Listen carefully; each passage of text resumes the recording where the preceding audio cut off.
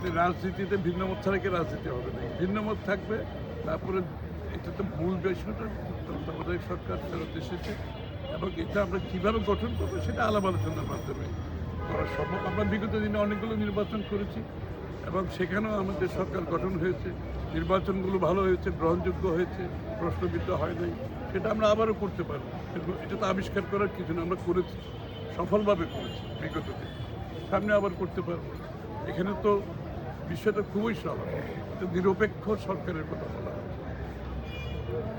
অনির্বাচিত একটা নিরপেক্ষ সরকার যেটা তত্ত্বাবধায়ক সরকার দায়িত্ব পালন করে।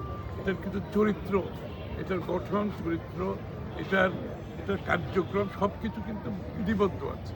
সুতরাং সেটা আমরা বিগত দিনে দেখেছি, তারা ভালোভাবে পারফর্ম করেছে। নির্বাচনগুলো জনগণের মতের প্রতিফলিত হয়েছে ভালোভাবে এবং সেগুলো নিয়ে কোনো বিশেষ প্রশ্ন উঠে নাই। আর যদি প্রশ্ন কোনো সময় উঠেও থাকে সেগুলোর সমাধান তো আমাদের কাছে